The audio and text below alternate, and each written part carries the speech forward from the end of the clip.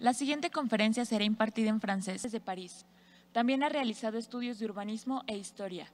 En 1981 fundó su estudio Dominique Perrault Architecture y en 1989 ganó el concurso para construir la Biblioteca Nacional de Francia, con la cual fue conocido a nivel internacional y lo hizo acreedor del premio Mies van der Rohe en 1997. Ha recibido otras distinciones, como la Escuadra de Plata en 1989, el Gran Premio Nacional de Arquitectura en 1993 y la Gran Medalla de Oro de Arquitectura de Francia, otorgada en 2010 por el conjunto de su obra. Agradecemos el apoyo de la Embajada de Francia. Démosle la bienvenida a Mextrópoli 2019.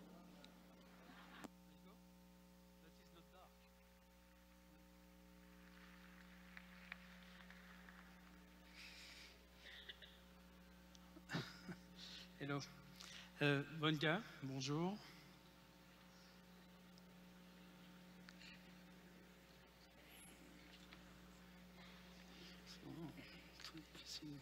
Voilà. Très bien. Je m'excuse, mais je vais parler en français. Sur le thème de Groundscape. Groundscape est en fait une plateforme de recherche que nous développons depuis plusieurs années et qui consiste à mettre petit à petit en lumière le dessous du sol. Le dessous est un lieu que l'on ignore, ou plus exactement que l'on ne veut pas voir, mais en fait le dessous du sol apparaît aujourd'hui comme certainement une des réponses, pas la seule, mais une des réponses au développement de nos communautés et aussi une des réponses en ce qui concerne la protection de la planète et donc de l'humanité. Le dessous, depuis toujours, depuis fort longtemps, au début de l'humanité, a toujours été un lieu d'angoisse et d'inquiétude.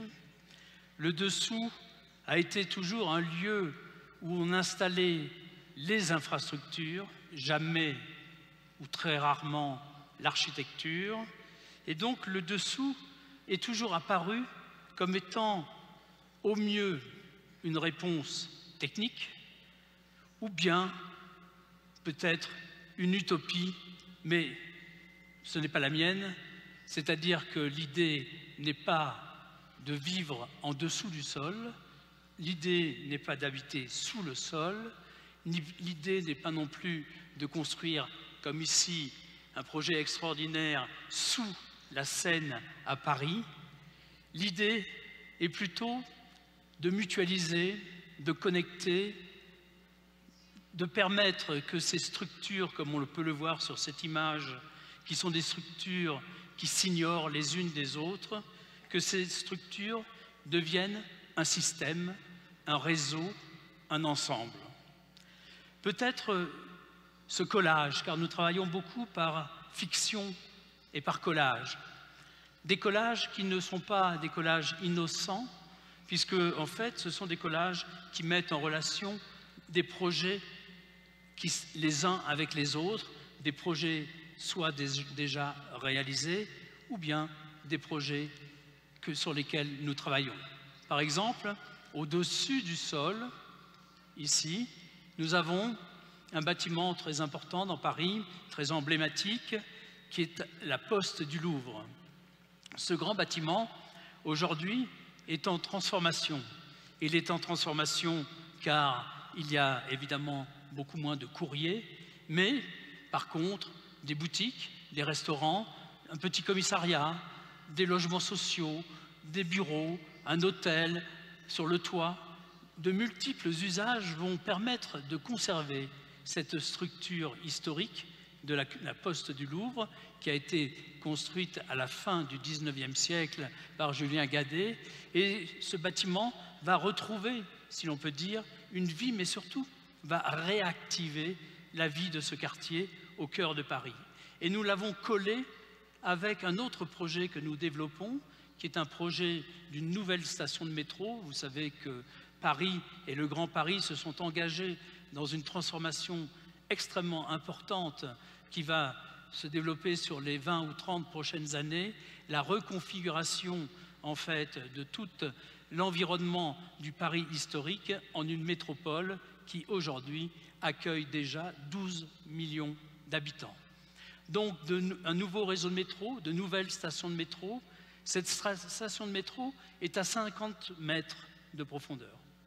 Cette station de métro est une station de métro éclairée par la lumière naturelle à 50 mètres de profondeur et ventilée naturellement.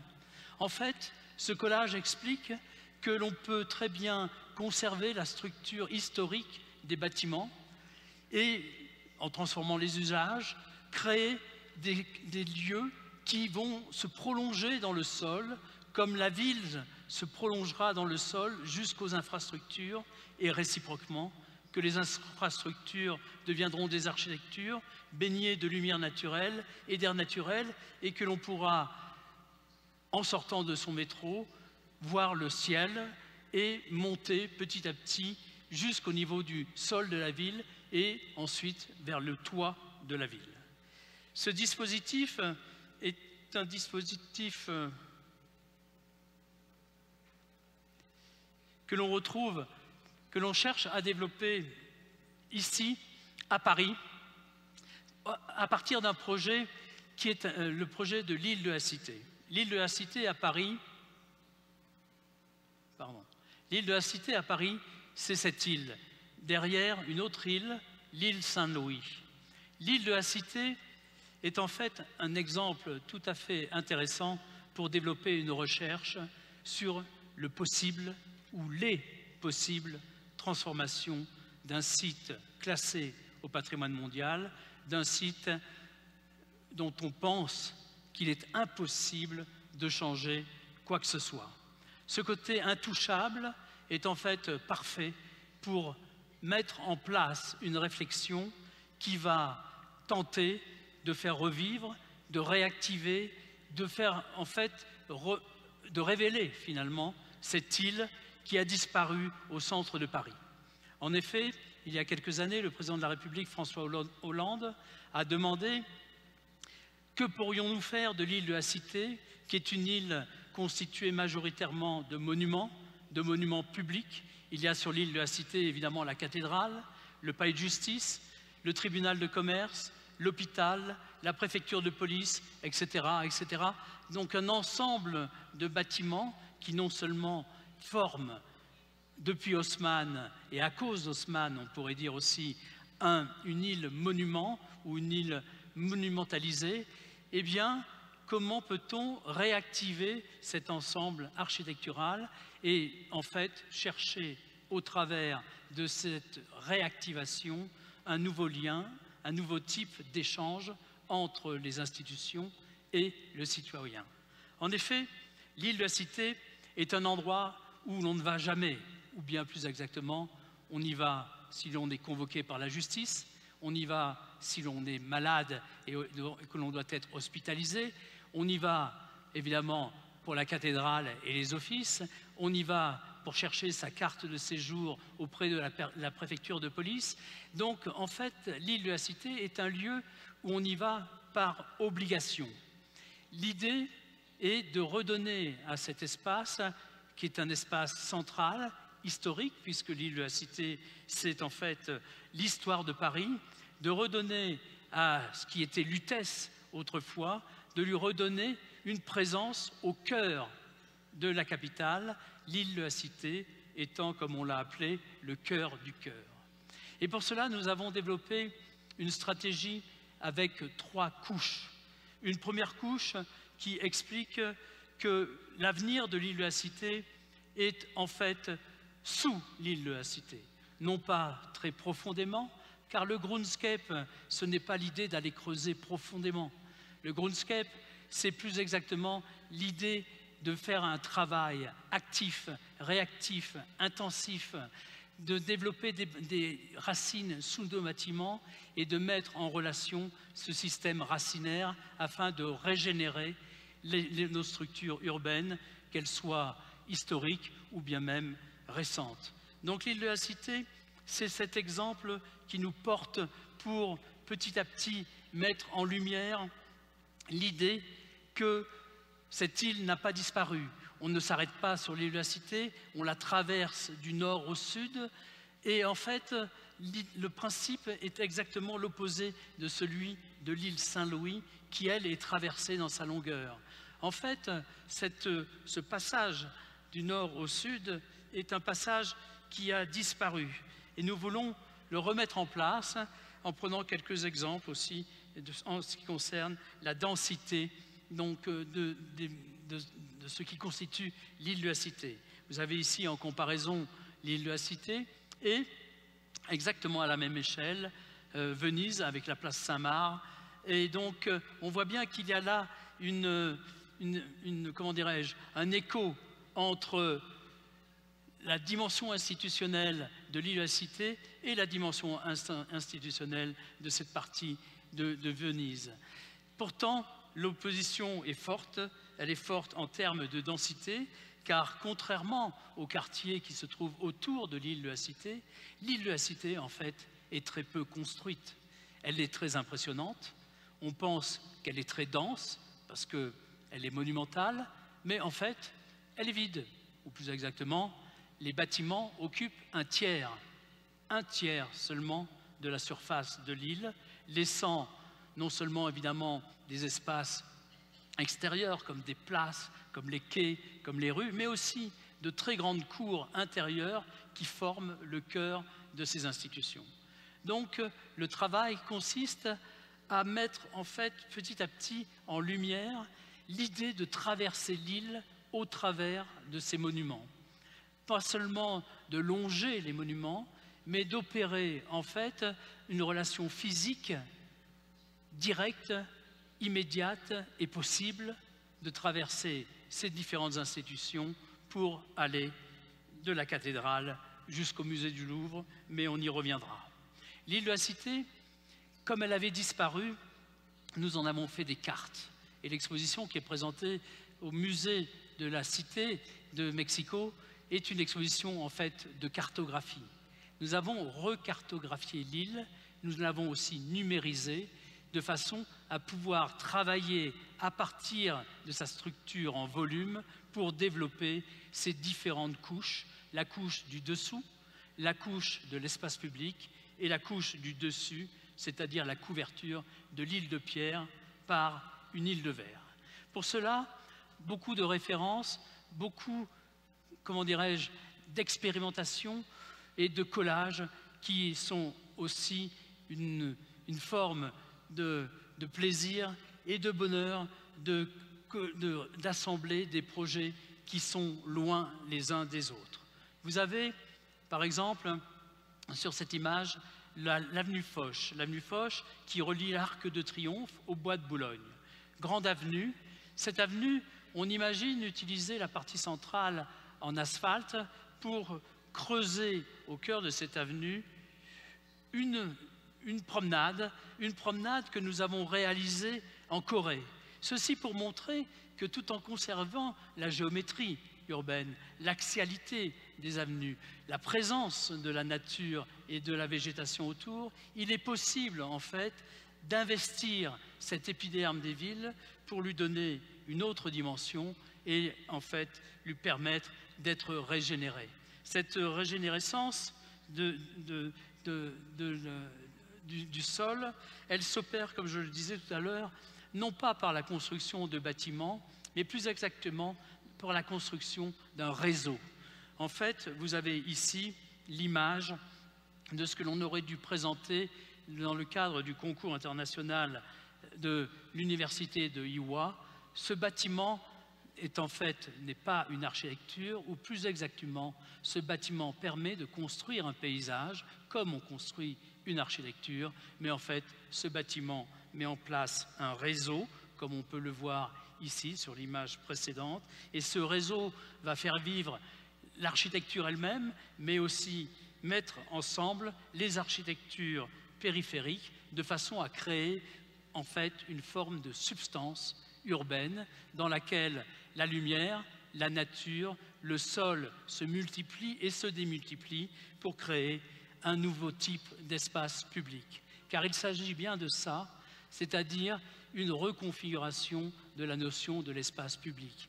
Une reconfiguration à partir d'un espace public qui existe. Il ne s'agit pas de laisser à l'abandon l'espace public. Bien au contraire, et sur l'île de la Cité, l'espace public est le lien majeur, essentiel, qui permet de relier les institutions entre elles, mais d'intervenir sur l'espace public comme on intervient sur un bâtiment, sur une construction, considérant que l'espace public n'est qu'une surface, mais pas une surface qui limite et qui sépare le dessus du dessous, mais au contraire, comme une interface qui va permettre de faire vivre le dessus et le dessous.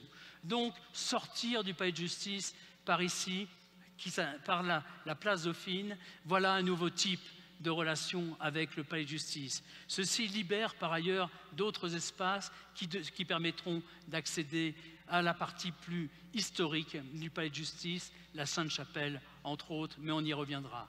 Donc, sans venir perturber une situation existante, on va plutôt l'investir, la nourrir et en fait lui donner une dimension tout à fait inattendue, improbable, qui était une dimension en fait inimaginable.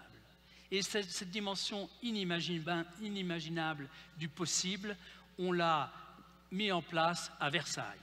Versailles, c'est un château, mais c'est en fait un petit château, ou plus exactement, le château était devenu trop petit. En effet, il était impossible d'accueillir les millions de visiteurs qui viennent visiter le château de Versailles chaque année et de leur proposer un parcours de musée et de ressortir au même endroit, là où ils avaient laissé leurs affaires, là où ils avaient été informés, pour pouvoir continuer leur visite dans le parc du château. Alors nous avons imaginé d'agrandir Versailles.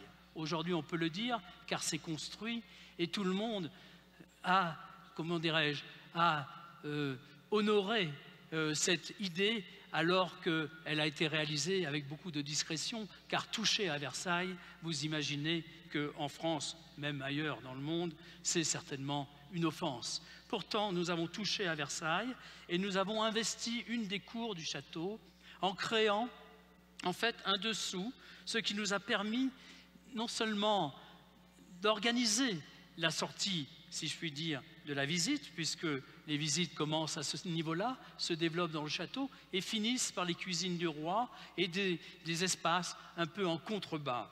Ces espaces en contrebas, en fait, nous les avons organisés pour qu'ils soient, comment dirais-je, reliés par un escalier à Versailles, quoi de plus naturel en somme, un nouvel escalier à Versailles, c'est-à-dire une pièce qui va venir assembler les architectures 17e, de la vieille aile que l'on a vue tout à l'heure, les architectures 18e, les architectures 19e et celle-ci 20e ou début 21e, qui va permettre à l'ensemble des visiteurs, à la fin de leur visite, de retrouver la lumière naturelle, de sortir par cet escalier et d'avoir ces vues tout à fait extraordinaires entre les différentes époques de l'architecture pour aller petit à petit visiter les jardins du château. Pour l'île de la Cité, nous nous sommes inspirés aussi de cette stratégie d'investir le sol. Pour l'île de la Cité, c'est assez difficile car à partir d'un certain niveau de profondeur, les couches archéologiques se superposent pour des milliers d'années presque. Et donc, nous sommes intéressés surtout aux couches que le baron Haussmann avait dégagées. La Poste du Louvre est un bâtiment de l'époque du baron Haussmann. Il n'y avait aucune archéologie. Le dessous avait été parfaitement nettoyé et le bâtiment construit. Ici, même chose, l'île a été planifiée au sens de la topographie par les ingénieurs. La cote d'altitude ici est la même que celle que l'on trouve là ou là ou là. Donc, on a aplani l'île. Et sur ce plan, on a construit l'ensemble de ces institutions. Et entre les différents niveaux de socles sur lesquels ont été construits les bâtiments, nous avons cherché en fait à les relier, à les faire vivre ensemble, à les redécouvrir aussi, car beaucoup ont été perdus, même dans les archives, et donc il y a un travail de cartographie du dessous. Il faudra cartographier le dessous de la planète. Il faudra évidemment cartographier nos villes, nos métropoles et nos paysages, c'est en cours, mais il faudra aussi cartographier le dessous de notre planète et en particulier le dessous des villes. La cartographie de ces espaces permet effectivement de créer en fait des ensembles qui peuvent fonctionner entre eux de façon à aller, par exemple, comme on va le voir tout à l'heure, d'un bateau ici qui vous dépose, qui vous permet de visiter un espace archéologique au pied de la cathédrale, circuler sous l'hôpital, dans les cours anglaises de l'hôpital, ou bien prendre cet espace relié au transport en commun qui existe déjà, qui est occupé en général par des parkings, des postes de police, ou bien autres dépôts en tout genre, qui vous permettront d'aller jusqu'à la Sainte-Chapelle et ensuite petit à petit vers la place Dauphine. Donc cet investissement dans le sol, ce n'est pas un travail d'une très grande dimension, c'est plutôt un travail d'une très grande délicatesse, c'est un travail d'une très grande connaissance. On a besoin de bien connaître afin de pouvoir bien relier. Il ne s'agit pas de faire des gros nœuds entre les éléments, il s'agit plutôt, comme un système de capillaire, de lier les uns avec les autres pour petit à petit mettre en valeur et réémerveiller ou réenchanter ou redécouvrir notre patrimoine. Exemple ici aussi d'un lieu mémorial, emblématique, intouchable lui aussi.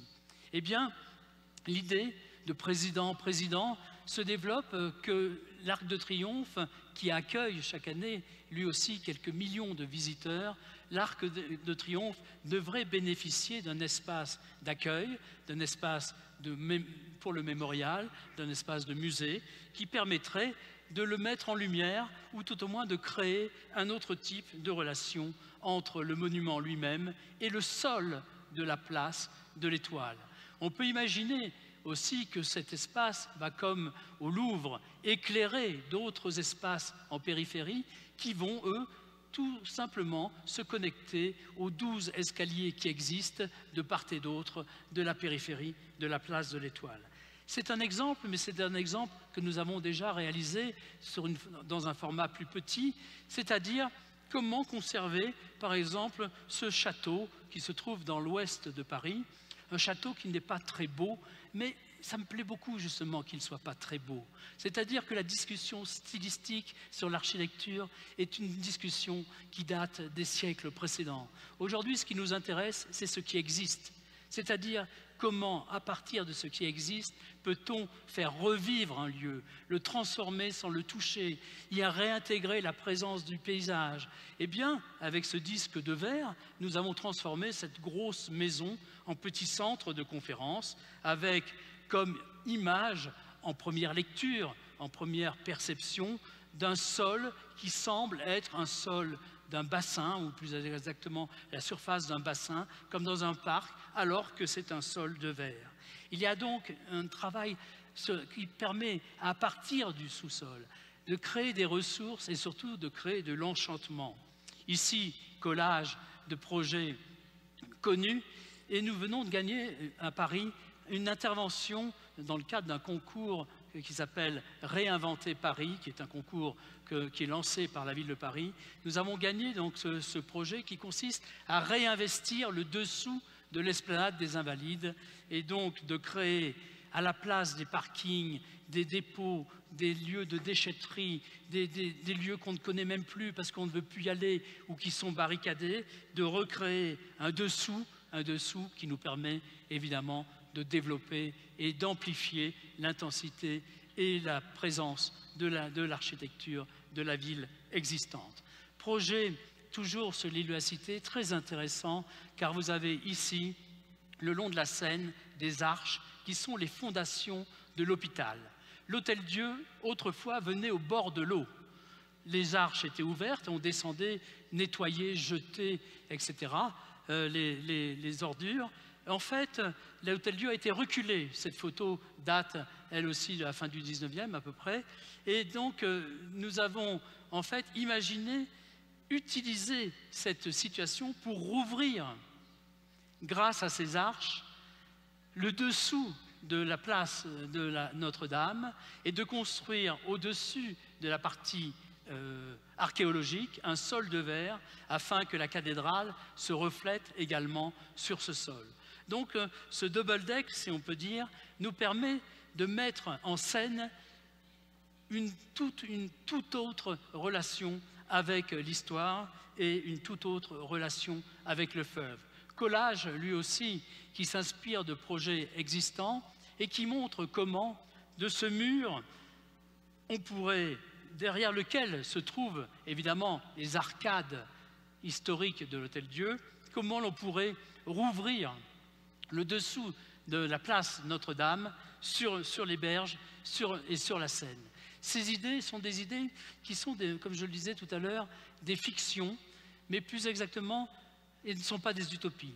Et ce sont des fictions qui, petit à petit, prennent forme, en particulier dans le cadre de l'accueil des Jeux Olympiques à Paris en 2024, où la Seine sera le lieu d'union et de déplacement pour aller d'un site olympique à un autre site olympique. On voit ici l'ouverture en Seine, la plaque de verre sur laquelle on peut marcher et voir la cathédrale, mais aussi l'ouverture à l'air libre de la station de métro de RER qui se trouve juste à cet endroit. Donc toujours cette idée de faire disparaître ces séparations et de créer en fait un ensemble de lumière baigné par la lumière naturelle et ventilé naturellement. On peut aussi intervenir, et on interviendra sur l'espace public, mais aussi sur les bâtiments, en ajoutant verrières ou autres dispositifs architecturaux qui permettront de créer de la densité, de créer aussi des surfaces qui sont propres aux grandes cours qui sont au cœur et au centre de ces institutions. On voit ici un collage d'une coupole pour transformer la caserne militaire que Haussmann avait imaginée à l'époque pour surveiller l'île de la Cité. On voit ici un collage du dôme du Reichstag à Berlin qui donne évidemment une autre dimension à la préfecture de police et qui, en termes de symbole, n'est pas tout à fait innocent dans la réflexion que le pouvoir mène au regard de la perception de ces institutions. Ceci dit, il y a surtout l'espace public qui traverse les différents lieux, qui va nous permettre d'allier de bâtiment à bâtiment, référence ici au Crystal Palace, avec au niveau du marché aux fleurs, une idée de réinterprétation d'une grande serre, d'un grand bâtiment en verre dans lequel on trouvera évidemment les plantes et les oiseaux tels qu'on a pu les découvrir autrefois sur le marché aux fleurs. Donc toujours un travail entre architecture, paysage, nature, histoire et géographie, avec des tracés qui sont des tracés que l'on ne crée pas, mais que l'on va là aussi faire apparaître. Celui-ci est très important entre la cour du palais de justice et l'Hôtel-Dieu, l'hôpital. Eh bien, on va créer un sol unique, un sol qui sera installé de la cour du palais jusque dans la cour de l'hôpital. Ce sol mutualisé permet en fait de gommer la présence de l'entrée des parkings qui ne sont plus utilisés, de différents aménagements urbains qui n'ont eux aussi très peu d'usage, et de donner en fait au cœur de l'île de la Cité, une place qui est la place Lutèce, c'est-à-dire la place qui renvoie à l'histoire de l'île elle-même, par un simple revêtement de surface, par une simple intervention sur l'espace public, un espace public partagé, un espace public lisible et compréhensible. Autre action sur l'espace public, là aussi une action très simple, utilisée comme lien piéton, comme une promenade, la berge sud de l'île. C'est-à-dire l'idée d'aller de la cathédrale en se promenant ici, au sud de l'île, jusqu'au musée du Louvre qui se trouve à l'autre extrémité. Aujourd'hui, cette berge est absolument inutilisable. Les voitures de police y stationnent et également, il n'y a plus d'habitants pratiquement sur l'île de la Cité. C'est un lieu en fait, où vous ne pouvez pas vous arrêter, alors qu'en fait, il est tout à fait confortable, très large, très agréable. Voilà la situation, vous voyez, c'est tout à fait sympathique pour se promener dans Paris. Et voilà, lorsqu'on enlève les voitures, simplement la suppression des voitures fait apparaître des espaces publics de très grande dimension, très généreux, orientés au sud et qui permettent évidemment d'aller d'un point à un autre, d'aller de la cathédrale, comme je le disais tout à l'heure, jusqu'au musée, mais aussi on peut très bien imaginer une nouvelle passerelle pour traverser la Seine, et toujours la présence des bateaux qui réenvahissent d'une certaine façon ces bras de la Seine, pas l'autre côté de l'île, mais sur ce côté de l'île, où là aussi des usages vont pouvoir être remis en place. La situation aujourd'hui, vous voyez ces passages sans lumière, et donc un usage extrêmement sinistre d'un endroit qui est tout à fait sublime par petit à petit le redéploiement d'activités, pas seulement des restaurants et des bars, mais aussi des lieux de travail, des lieux d'échange, de rencontres, des surfaces qui se trouvent au cœur de l'île et des surfaces qui permettent de reconsidérer en fait le programme. Car le programme aujourd'hui, pour comprendre notre vie, nos vies et nos villes, le programme et la programmatique des usages est certainement ce qui nourrit toutes nos architectures et toutes nos stratégies. On voit ici l'image proposée à François Hollande pour une île de la Cité en 2040, où on retrouve les promenades, on retrouve également les sols de verre, les couvertures en verre, les coupoles ou bien autres dispositifs de couverture, et puis évidemment, comme vous l'avez vu tout à l'heure, l'ensemble du réseau qui permet de circuler d'espace en espace. Et donc, finalement, de cet endroit où on ne pouvait rien faire, on a fait une proposition qui est inachevée pour l'instant, mais qui donne déjà une certaine dimension d'intervention. 100 000 mètres carrés nouveaux vont pouvoir être utilisés sur l'île de la Cité sans en transformer pour autant les architectures historiques. C'est donc qu'il y a bien là, dans le sous-sol, un lieu de ressources, un lieu qui est à nos pieds. Je me suis beaucoup interrogé et j'ai beaucoup critiqué au travers de tous les projets que j'ai construits le mur. Le mur en architecture l'architecture, comme vous le savez, est un art qui crée de l'interdit puisqu'elle construit des murs.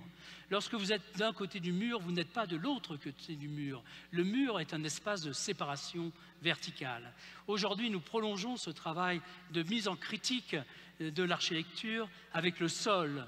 Le sol est encore plus une surface de séparation entre le dessus et le dessous, surtout que le dessous est extrêmement envahi et investi par les ingénieurs et par les infrastructures. Eh bien, l'idée, c'est que ce dessous devienne une architecture, que ce dessous nous donne des imaginaires tout à fait incroyables et improbables. En fait, le dessous est partout, et ce dessous a fait naître aussi un cours que j'ai développé pendant plusieurs années à l'École polytechnique de Lausanne, un dessous qui est un dessous investi par des dizaines et des dizaines d'étudiants et qui aujourd'hui fait l'objet d'un MOOC, c'est-à-dire d'un cours en ligne, un cours en ligne qui a eu lieu déjà il y a quelques mois, qui va recommencer dans un mois. Donc inscrivez-vous au MOOC du Groundscape pour que nous soyons utiles, heureux et que nous ayons des racines et un réseau de racines communs. Merci.